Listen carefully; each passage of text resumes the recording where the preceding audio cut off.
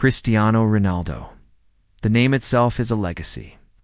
The greatest goal scorer the modern game has ever seen, with records shattered across clubs, countries, and generations. But he didn't begin as a machine. He began as a kid with dazzling footwork, lightning speed, and a dream far too big for the tiny island of Madeira. This is the story of how a skinny boy from the streets of Madeira rose to become the most feared name in football history, not by chance, but by obsession, sacrifice, and relentless hunger. It all started at Sporting Lisbon's academy, where a young Ronaldo, wearing the No. 28 shirt, was slicing through defenses like they were cones at training. By his teenage years, he wasn't just promising, he was inevitable. But everything changed in the summer of 2002. Manchester United arrived in Portugal for a pre-season. It's friendly, a routine match for them, but a life-changing moment for Ronaldo. What should have been a simple game turned into a one-man audition for greatness, and he delivered a performance so electrifying that it left Sir Alex Ferguson and the entire United squad in awe. One match, one chance, one star born, and the world would never be the same again. We played against him at Sporting on the way back on our tour. Basically, the pitch was too early, it was like a sand pit, but he was dancing on water. We had John O'Shea doing stepovers without the ball, defending, on an oxygen tank at half time. And I was looking at Shazy thinking, "Raw, what is going on?" That was a rude awakening on the way home with that jet lag and hangover, like all in one. And he was like, and he had to go and play against that. And I was thinking, wow, look, I'm so happy it's you and not me. Wow. Like, he was a joke. The stories were true. Sir Alex Ferguson didn't just notice Cristiano Ronaldo, he was mesmerized. After that explosive preseason performance against Manchester United, Ferguson knew this wasn't just another young talent, this was destiny. Knocking. Right then and there in the corridors of the stadium, he struck a verbal agreement to bring the teenager to Old Trafford, beating Arsenal to the signature. Just days later it was official. Cristiano Ronaldo signed for Manchester United. In a £12 million deal, a record at the time for a teenager, and as fate would have it, he walked into a legacy already defined by greatness, wearing the iconic red shirt.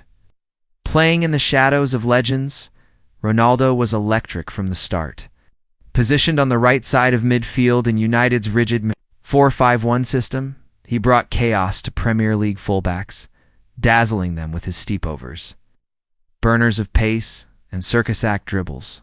He wasn't just a player, he was a spectacle. Just ask Ashley Cole. Fans couldn't stay seated when Ronaldo was on the ball. He made football feel like magic again. But there was one thing missing: the goals. In his debut season, he only scored 6 times. Job was to serve the team's talisman, Ruud van Nistelrooy, feeding crosses rather than finishing them. Over the next 3 seasons, Ronaldo's numbers climbed: 6 goals, then 9, then 12. Still, something was brewing. After the 2006 World Cup, where Ronaldo recorded the most dribbles in the tournament, the time had come. He had peaked as a winger. But now he wanted more. He hit the gym, he bulked up. And in 2006, after Van Nistelrooy's departure, Sir Alex made a game-changing tactical shift. The old 4-5-1 was scrapped for a more dynamic 4-4-2. Ronaldo, now part of a fluid front four alongside Rooney, Saha, and Giggs, had room to roam and room to finish. In the 2006-07 season, the transformation began. Ronaldo scored 23 goals, 17 in the Premier League. By 2008, it was complete. Cristiano Ronaldo 2.0 had arrived. With Carlos Tevez joining the attack, the trident of Rooney, Tevez, and Ronaldo became unstoppable. Sir Alex gave Ronaldo freedom. He no longer had to track back. His role? To kill games? And kill he did. He scored 31 Premier League goals, tying the all-time record at the time. He bagged 8 in the Champions League, including a towering header in the final versus Chelsea. In all competitions, 42 goals. Ronaldo wasn't just the best winger in the world, he was now the best player on the planet. That year, he was crowned the Ballon d'Or winner. But every peak has a turning point. The following season saw a slight drop, though he still produced moments of brilliance. After the loss to Barcelona in the 2009 Champions League final, Ronaldo knew it was time. A new chapter was calling. And it was written in white. When Ronaldo arrived at Real Madrid, he carried more than just hype. He carried expectation. This was no longer the flashy teenager. This was a global brand, a scoring machine in the making. In his first season, he delivered 33 goals and 10 assists in just 35 games, despite the team falling short of silverware. Positioned on the left, cutting inside onto his thunderous right foot, Ronaldo wreaked havoc. And then came Jose Mourinho, the man who built a team designed to unlock Ronaldo's full potential in the 2010-11 season. History was made. Ronaldo scored a record 40 goals in La Liga, won the Golden Boot, the Pichichi Trophy, and finished with 53 goals in all competitions, more goals than games played. His evolution was complete. But even with all the records, all the goals, all the headlines, something still felt incomplete. ... And that's where the next chapter begins. Cristiano Ronaldo wasn't alone in La Liga. He was one half of the greatest rivalry football has ever seen. Ronaldo versus Messi. Mourinho versus Guardiola. Real Madrid versus Barcelona. The build-up to the first El Clásico of the 2010-11 season felt like the trailer to a blockbuster film. The stage, Camp Nou. The cast, icons. But for Ronaldo, the premiere ended in disaster. Barcelona crushed Madrid 5-0, and Messi ran the show with 2 assists. Later that season, they met again. This time in the Champions League semi-finals. And once again, Ronaldo watched Messi take center stage. 2 goals. Another heartbreak. Barcelona were on the brink of a second treble in 3 years. One last win against Madrid in the Copa del Rey final would seal it. But this time, Ronaldo flipped the script. In extra time, he rose above defenders and delivered a thunderous header, the winner. The goal that shattered Barcelona's treble dream was first trophy with Real Madrid, and arguably the most important of the 53 goals he scored that season.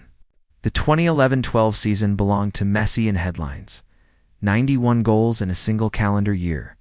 But Ronaldo? He quietly had his best statistical season ever. 60 goals and 15 assists in 55 games. Plus his first La Liga title with Real Madrid. His numbers had skyrocketed from 33 in his debut year to nearly doubled just 2 seasons later. And in 2012-13, he maintained the absurd 55 goals in 55 matches. A Ballon d'Or, and yet something was missing. Europe. The Champions League. That missed penalty against Bayern Munich in the 2012 semi-final shootout haunted him. So when 2013-14 arrived, Ronaldo made it personal. He was possessed. He scored in every single group stage match, destroyed Bayern in the semis, and marched Real Madrid into their first UCL final in 12 years. Lisbon. The final. Atletico Madrid stood in their way. Ronaldo wasn't 100% fit, but his spirit was unstoppable. He sealed the victory with a penalty, his 17th goal in the competition, a record. He didn't just win the Champions League, he conquered it. Another Ballon d'Or followed. A new obsession was born. But destiny wasn't done with him yet. Then came the moment no athlete wants. An injury against Real Valladolid changed everything. Doctors described it as degenerative. The more he dribbled, the more danger he faced. The winger version of Ronaldo, the high-speed step-over machine, was dying, but that's when Zinedine Zidane stepped in, inspired by what he'd seen Barcelona do with Messi. Zidane reinvented Ronaldo, not just tactically, but existentially. No longer a wide trickster, Ronaldo became a finisher, a killer, a machine of moments. And from that evolution, a second career was born. And once again, rose. He still started on the left, but by 2015, Cristiano Ronaldo had become something else entirely. Not just a winger, not just a forward, but a pure goal machine. He had developed an obsession with scoring, not just frequently, but relentlessly. In the 2015-16 season, he scored 51 goals in 48 games, more goals than matches played. The next season, even with injuries disrupting his rhythm, he still delivered 42 goals and 12 assists in 48 games. By the 2017-18 season, he had achieved something almost mythical, a perfect goal-per-game ratio. 44 games, 44 goals. He was no longer just phenomenal, he was inevitable. But it wasn't just the volume of goals, it was when he scored them. Cristiano had become clutch. Remember the shock loss to Wolfsburg in the 2016 Champions League quarterfinal? Madrid were 2-0 down in the first leg. Then came the second leg, and Ronaldo delivered a hat-trick to send them through.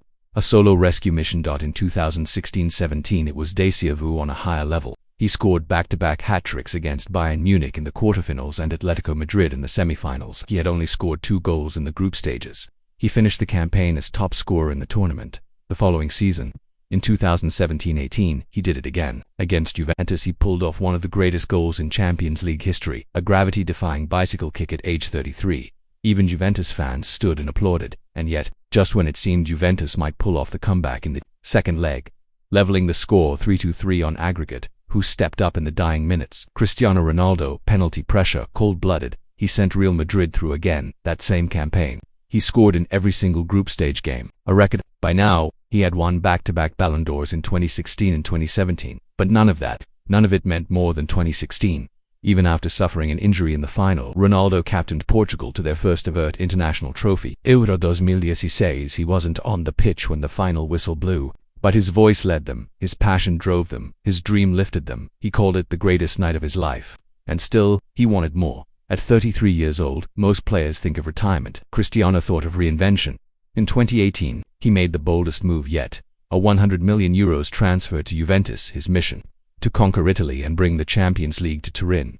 It didn't quite happen, but what he left behind was undeniable. 134 games, 101 goals, 22 assists, 2 Serie A titles, 1 Coppa Italia, and one unforgettable night, that night against Atletico Madrid, when Juventus were 2-0 down after the first leg. Cristiano stepped up, and once again hat-trick redemption. Legacy. He finished as Serie A top scorer before he left, but then, in 2021, something stirred deep inside him. A pull, a whisper, a return.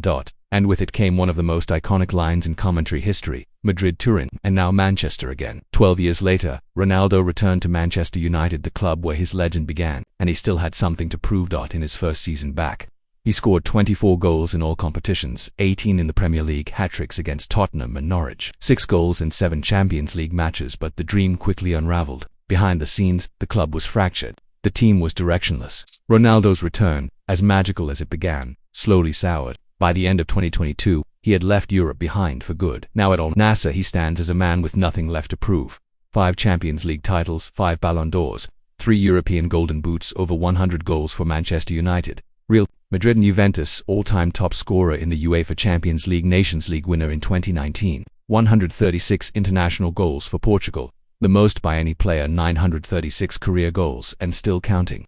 Chasing that mythical 1,000 now. He's preparing for the future. He launched his YouTube channel, breaking the record for most subscribers in a single day.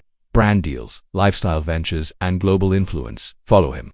But through it all, he's showing the world something far more valuable: what it means to grow, what it means to endure, what it means to reinvent yourself over and over and never stop. He started with Stepovers, he ended with destruction, and along the way he became not just a footballer, but a global icon.